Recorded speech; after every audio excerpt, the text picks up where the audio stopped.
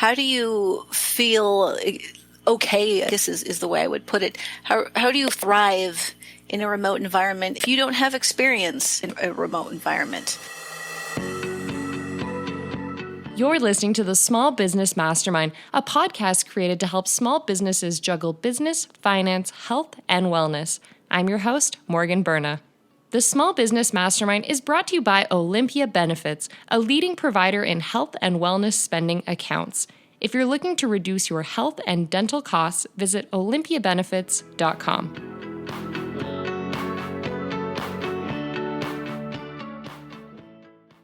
Hello, and thank you for tuning into this episode of the Small Business Mastermind. Before we dive into our topic for this week, I had mentioned on the last podcast episode that I would be giving a shout out to a small business that sent in some feedback about the podcast. So this shout out this week is going to a Calgary-based small business. They are called Bon A Pet Treat. I love that name.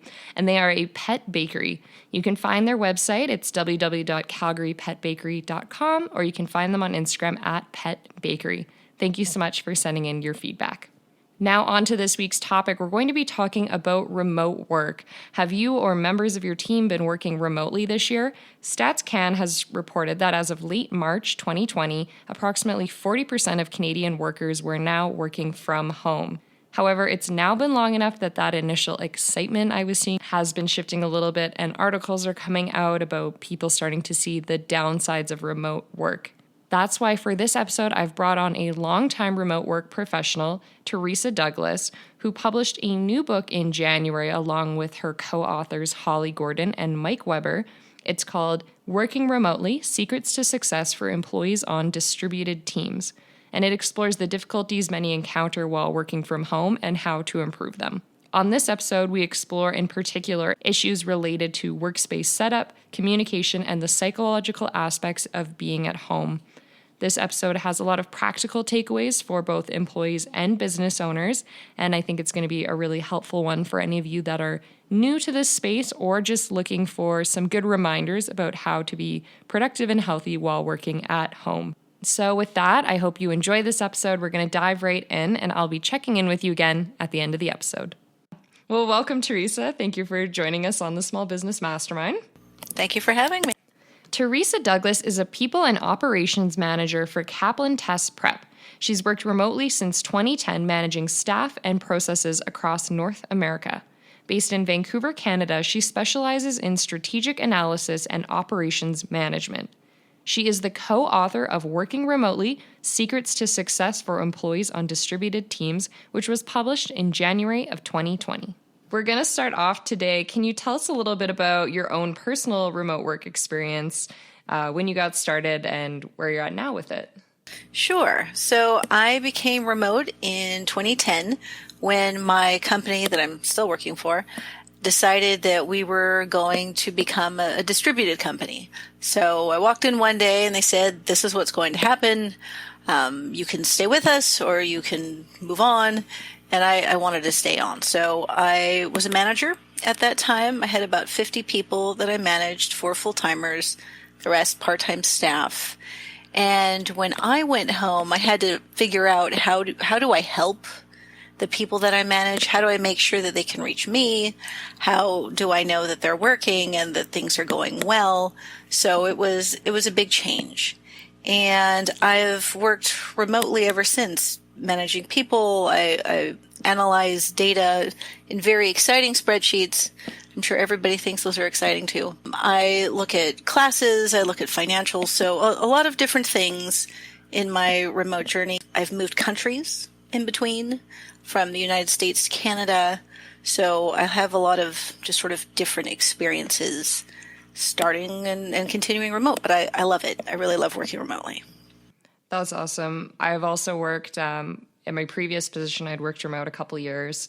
And then now, since COVID, I've been doing the remote thing as well. So looking forward to hearing your tips and your advice. I wanted to start off talking a little bit about the book you've written. So it's called Working Remotely: Secrets to Success for Employees on Distributed Teams. Could you tell us a bit about why you and your co-authors, Holly Gordon and Mike Weber, decided to write it and what you're hoping readers will get from this? Sure. So we wrote this book because it's the advice we wish we'd had when we started to work remotely. So Mike and I were both in management at that point. Holly was in operations, and just trying to figure out, how do you check in with people appropriately? How do you work with people in different time zones? How do you feel okay is the way I would put it. How do you thrive in a remote environment? You don't have experience in a remote environment. So there are more books out now about working remotely, but at the time we couldn't really find one that spoke to the employee experience.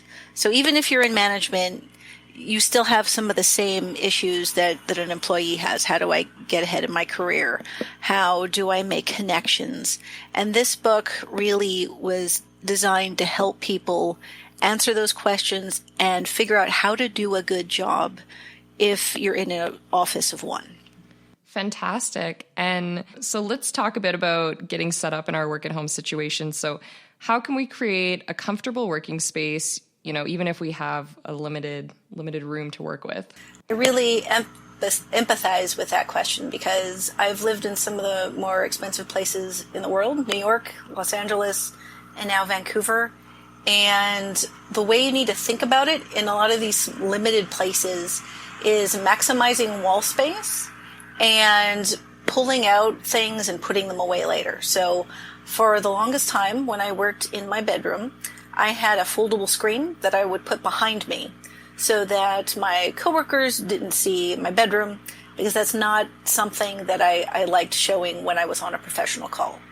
And other times what I would do is I would set up my desk in the morning, so bring everything out from my bookshelf and put it out, and then at the end of the day, pack it all up and put it away. So thinking of how to maximize your space that way, but also thinking about how comfortable you find things. So sitting at the right height so that you can type comfortably is important. Having a nice chair, so if you splurge on nothing else, having a chair that's comfortable, that doesn't cause injury, for me is the big key, because you can find tables and desks and things for not that much money. A chair is a little harder. So thinking about that and setting yourself up in a way where you enjoy where you sit. I need to look out a window.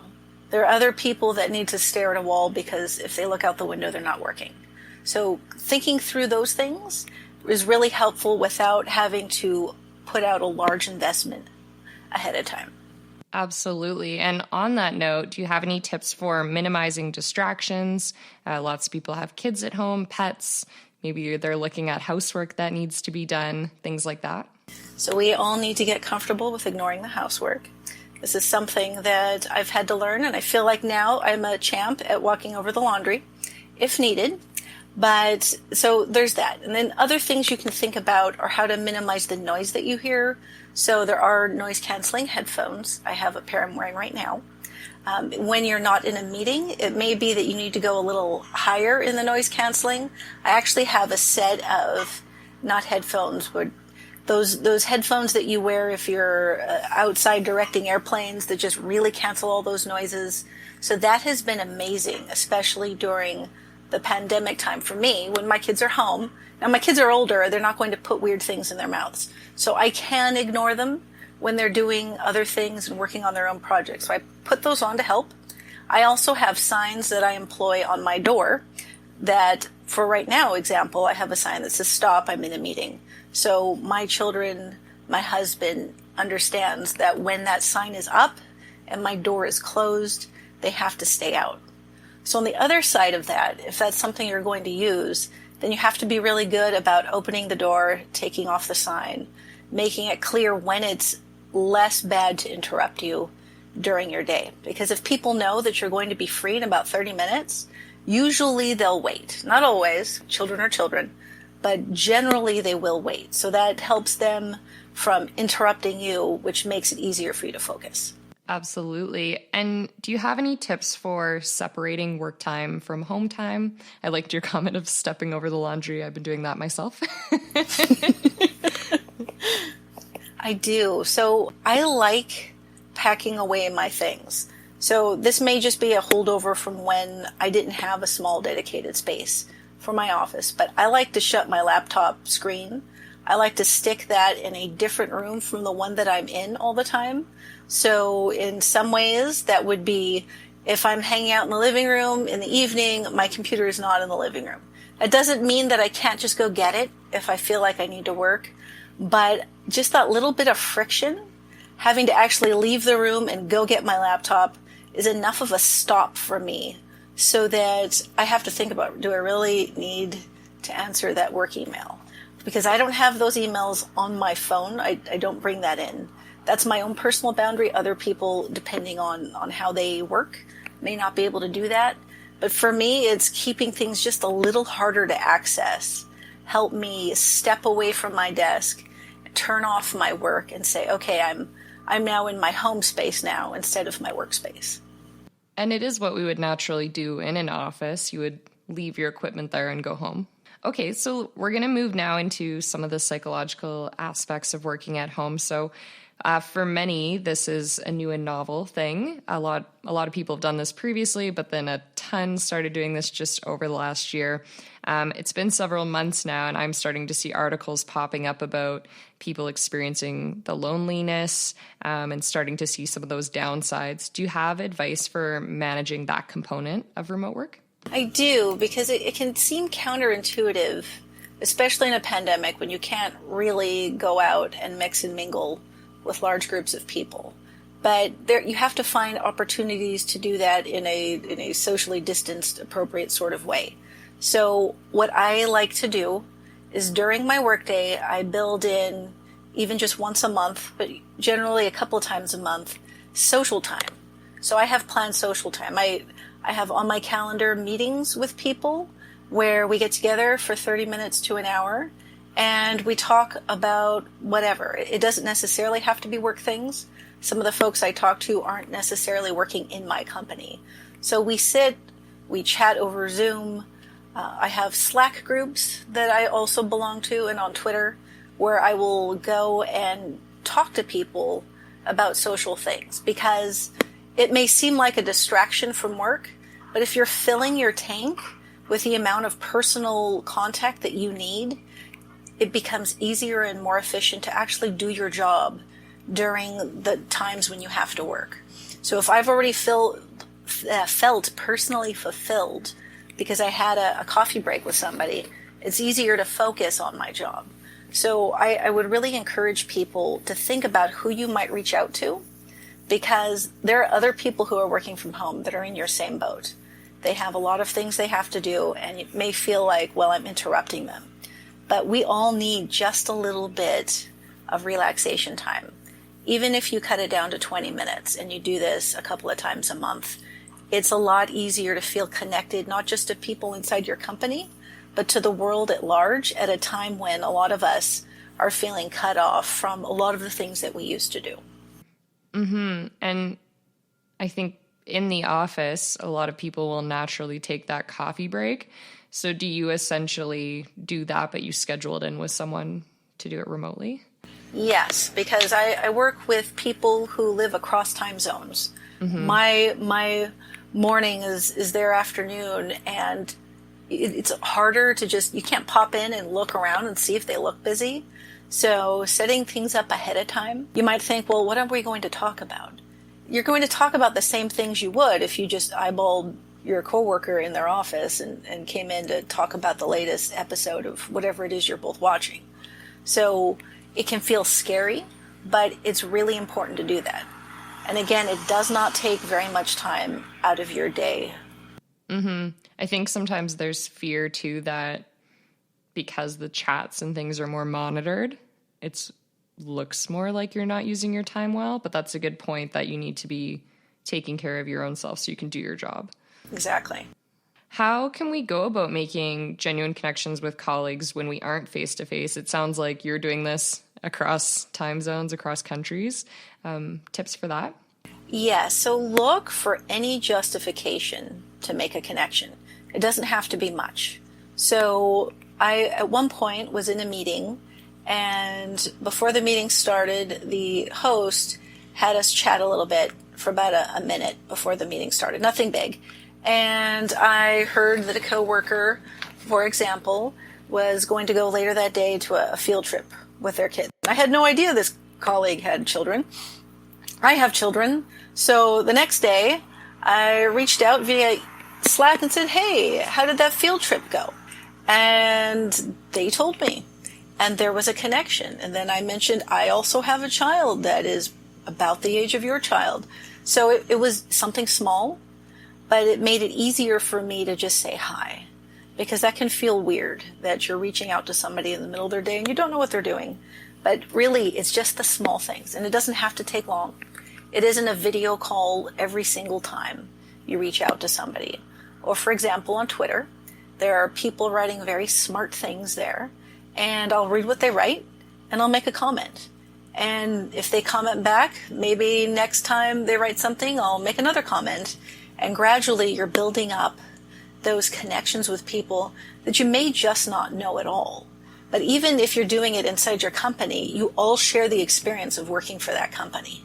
So somebody is going to be a little bit more open if you're reaching out to them when you all share that experience of working for the company. Mm-hmm. And that just made me wonder, do you ever have company-wide remote events? What do you think about those? I love those. We do have company-wide events. So we have a couple of things. Well, we'll have the meetings, the quarterly meetings where we discuss how the business is doing and things related to that. But there's always some component of social happening. So there's the chat and people are saying good morning to each other, good evening, wherever it is they happen to be in the world. So those are the more formal events. The less formal events, we have these things we do called blackout days. And there will be TED-style talks, so some of them are educational, how to manage part-time staff remotely. And other things are just for fun. So colleagues can apply to give a 15-minute talk on anything. And recently, not recently, a couple years ago, I should say, my co-author, Mike Weber, held a 15-minute TED-style talk on board games. And he's a big board game fan. And it was hilarious. I had no idea how much he was into board games and how fun it was. And a lot of us were having conversation around that. It was very relaxed, but it was structured relaxation, if that makes any sense. So we all had an excuse to talk to each other about something and enjoy Mike's delivery of the topic at hand. And when you have several of those together, you get to really know what makes your colleagues tick, what it is they enjoy about life, and it leads to a more friendly feeling in the company at large. Absolutely. And that is why we do things like holiday events and all that in person anyway. Mm-hmm. Okay, so we're going to talk now about another topic covered a little in your book, which is communication. This is something that I think it's maybe not thought about as much initially. I've heard a lot of people recently telling me their companies either there's kind of no communication happening when they went remote, or they're doing like constant meetings for like, every little thing. Do you have tips for keeping communication open between employees and management in a way that is manageable and not disruptive? That is so important, to be manageable and not disruptive, because we all do need to work. And even if we're talking about remote work outside of the pandemic, folks tend to be on different schedules. So you never really know when people are on and when they have to leave to attend to other things. So just on the management level, looking at those employee conversations and asking yourself, what is the best vehicle for this conversation? And what's the purpose of this conversation? So if you need to download a bunch of information that employees need to know, it may be that a meeting is not the best time for that. Some people learn by listening. Some people learn by reading. And in that case, you might ask yourself, can I write an email and then send an audio recording for those that may want to just hear it and send that out instead?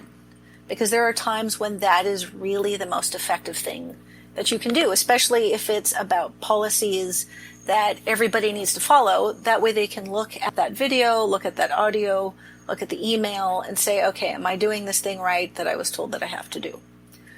There are other times when you're looking for a social connection, and we don't need a social connection every single day for everybody. Some people do. Some people need to talk to people every day. Others, they're okay if we can have a day or two of quiet. So I would say set up those opportunities and then let people self-serve. So if you're on Slack, for example, if there's a channel just for social chit chat, then management leadership can go in on there and say, good morning, everybody. Hope you're having a great time. Hope you're having a nice day, whatever it is. Some kind of personal connection, and then step back and let those that need the connection continue the conversation. I recently read an article where someone was saying that they talk to their boss now more than they talk to their partner because there were so many meetings, and that's really not right. So we need that connection, but we don't need to go overboard because not everything is great for a meeting. So just keep the virtual door open for those that want to talk. Set up some structured one-on-one time with your direct reports, and then manage the rest of it on a case-by-case basis on the best way to talk to your team.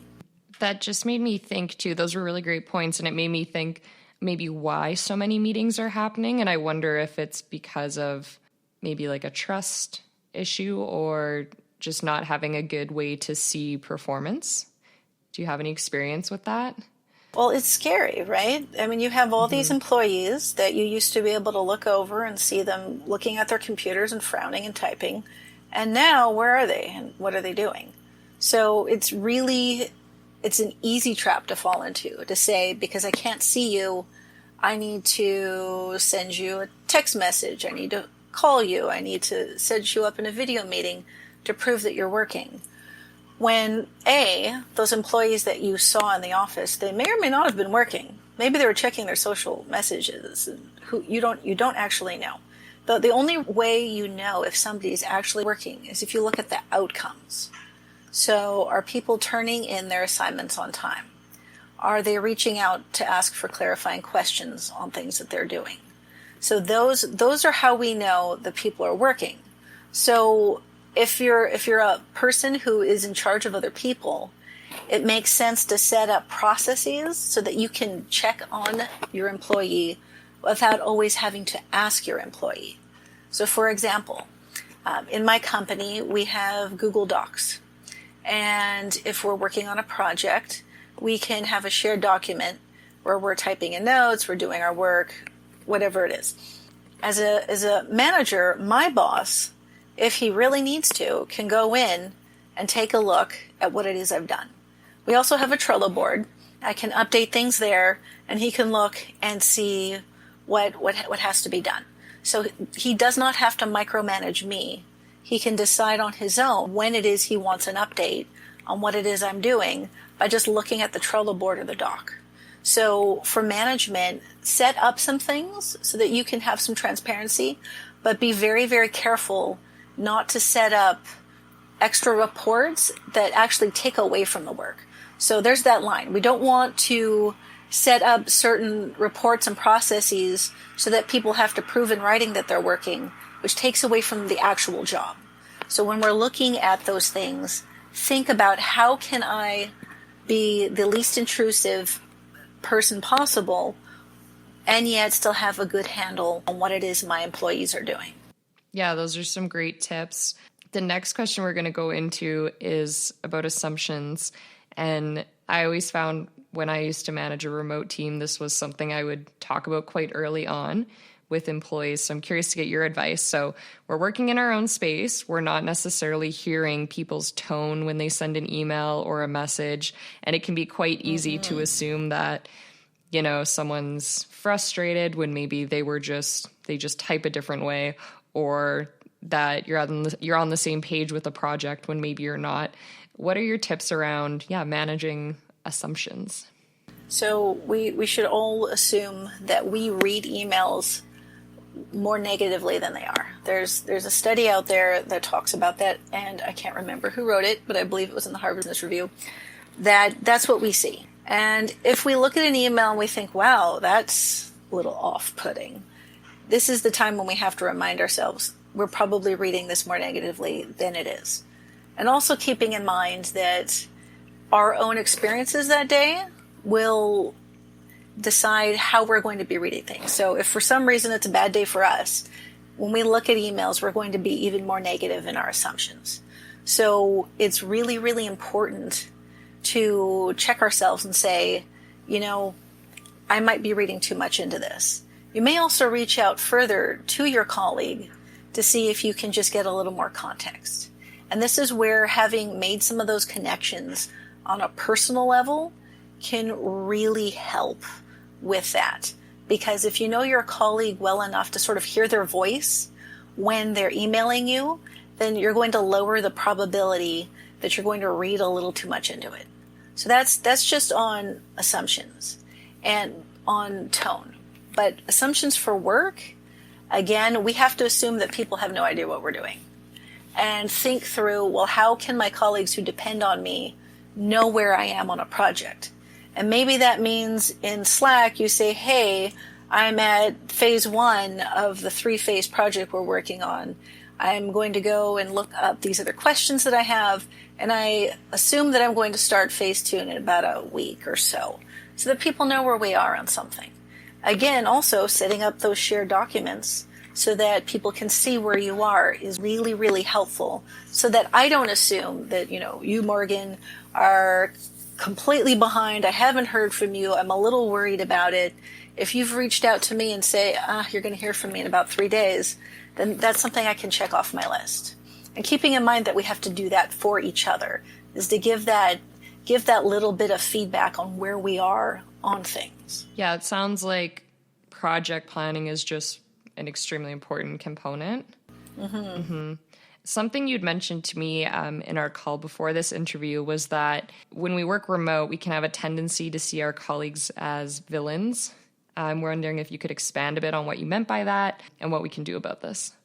Yeah, it's a funny thing. If you can't see somebody and there you are trying to work on something, there's just this cascade of assumptions that can happen, right? You may have thought that you told your colleague, this is where I am in a project, and here they are sending an email, and oh my goodness, they copied your boss on the email, and you think, what are they doing? Are they throwing me under the bus? Are they trying to get me fired because they've sent this email? And it's so easy. It is so easy to think that because we're stuck in our little bubble where we're in our office and it's clear to us what it is we're doing and why it is that our colleague is unreasonable. But it's not clear to them. And we have to take a moment and just put ourselves in that other person's shoes and say, all right, that seemed like it was a little off base. What if I'm wrong? What does that look like? And when we're tired, when we're hungry, it is really hard to do that. That's why it's really important sometimes when we read those emails to just get up and leave your office for a minute. Even just walking around the inside of your house can sometimes help you get a little bit of perspective on why that person maybe isn't Darth Vader. And reach out on a more human level. Now, if they've sent an email and it seems stiff and formal, maybe they're not really good at email. Maybe they're somebody who likes to come to somebody's desk and just have a conversation. And if that's the case, that's the time to reach out on instant message and ask, hey, can we just jump in a call and hash this out a little bit? And then you get a sense of the tone of voice that the person's using when they talk to you that can give you a lot better instinct on where they are. So it may be that they were a little short because their kid has been interrupting them every 2 minutes for the past 3 hours, and they needed to send that email really fast or it was never going to get out. And if you get into that video call or on that audio call, it doesn't matter, and you can hear that they're stressed out about other things, then you can be a little more forgiving. So most of these problems in communication are people issues. And the more that we can sort of regulate ourselves and approach each of these conversations with sort of an open mind, then the better we're going to get on with people and the fewer and more far between these issues are going to be. Mm-hmm. Sounds like we can have a tendency to be projecting our own stress or just our own mood. I've seen the jokes that go around online that's like, I'm going to add an exclamation point to this email so you know I'm not angry. Emojis, Yeah. who knew, right, that those were going to be a part of our professional lives? Absolutely. I think, too, there's a little bit of a generational gap with how we converse online as well. Is that something you deal with or you notice? I noticed that. I have, for the past, 12 years, managed people who are at least a decade younger than me. And I have the leadership, obviously, in many companies is somewhere between my age and a decade or two older than me. And it's important to understand that if you're texting people who are in their 20s or early 30s, if you're using periods, that sometimes that makes things seem more negative to that group. So it can be very cultural speaking, or all caps is yelling. I think most of us get that, but and if you're talking to somebody who is older, and these are all stereotypes, so that means not all of them are true for everybody, but it may be that a little more formal, full sentences goes across a little bit better. So keeping that stuff in mind, and again, you don't have to know all of that, but you have to be open to the idea that if people are communicating with you and they seem stiff, that it may be that you're committing a generational or cultural faux pas that you're not aware of. So very, very important to check on that and see if that's where the problem may be, that you're just putting your foot in it. Those are great tips to keep in mind. The last question I had for you was around HR issues. So for someone that's newer to working remote, we're used to going in person to talk about things like maybe needing to take a leave, questions about salary, or larger problems. Do you have advice for approaching those types of topics?